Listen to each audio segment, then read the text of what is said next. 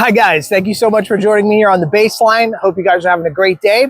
So sometimes it feels like the ground beneath us, or our democracy specifically, is starting to shift.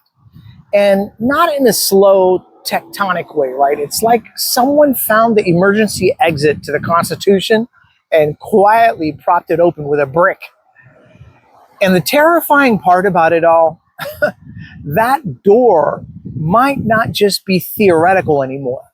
Because for the first time in American history, millions of people are asking a question that used to be reserved for banana republics or dystopian thrillers.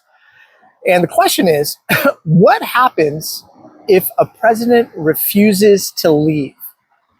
And can the Supreme Court, 9 unelected justices in black robes, actually let them stay?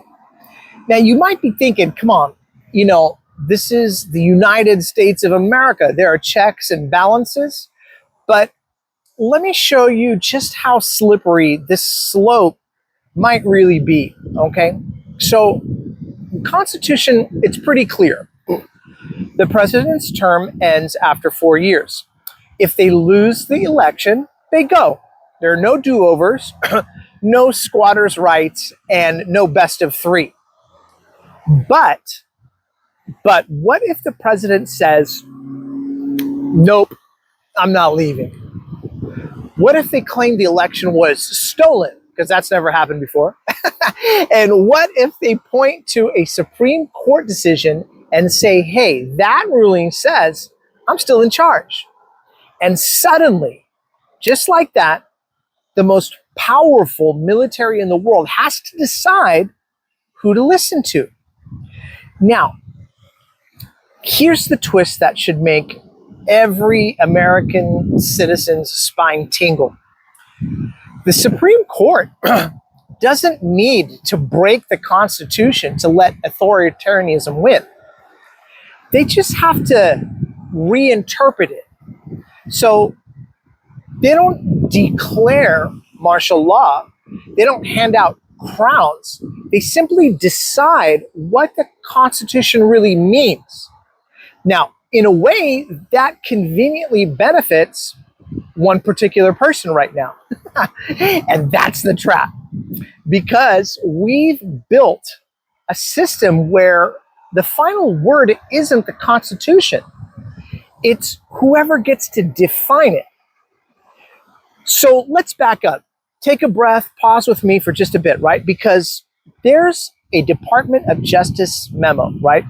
Not a law, not an amendment, just a policy opinion that says a sitting president cannot be criminally charged. Now, the logic behind it, well, it would be too distracting for the government or whatever, right? So if a president commits a crime while in office, they cannot be indicted. Congress can impeach them, sure, but that's political, right? That's not legal. So what happens when the Justice Department won't indict?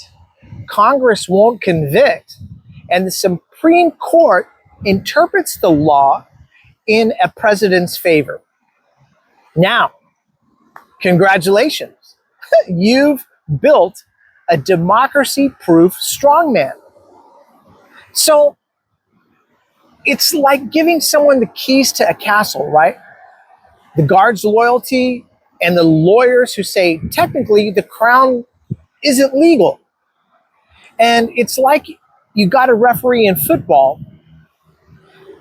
and in the game, he says, look, the rule book used to say no helmet to helmet hits, but today I read it differently. So touchdown for tyranny. Now, we could even imagine something like this, right? Imagine a landlord that says, hey, your lease is up, you've got to leave.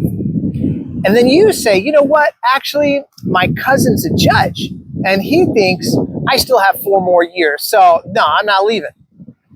And when the landlord calls the cops go, well, hey, if the judge said so, So let's be real, right? Because the Supreme Court has made some decisions that reshape the nation under the guise of interpretation. So, for instance, right, they've decided that corporations are in fact people. They gutted voting rights protections, and they also very famously overturned Roe v. Wade after 50 years. And they did it with a straight face. So now we have to ask ourselves this, right? We have to ask yourself. So ask yourself, what's stopping them from reading the 20th Amendment and saying, you know what? Well, actually, if Congress is in dispute, maybe the old president does stay. It's not the law, it's the narrative.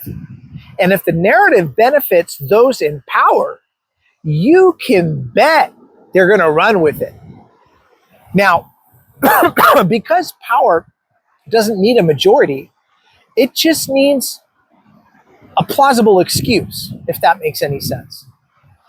And the craziest part about it all is, like, let's say the president loses. Okay. Sorry, guys. Let's say the president loses. The courts are silent, Congress is divided, and the president says, you know what? I'm not going anywhere. Well, when that happens, who enforces the law? Will it be the military? They're trained to follow lawful orders, not emotional ones. But then again, who decides what's lawful? Because if the Supreme Court legitimizes the president's stay, even by the slimmest of technicality, that becomes lawful order. So what does that mean? Does it mean, yes, in theory, the Supreme Court could be used as the velvet glove on an iron fist? Maybe. But it isn't destiny. This isn't destiny. It's a choice. It's a choice for all of us. Sorry, guys.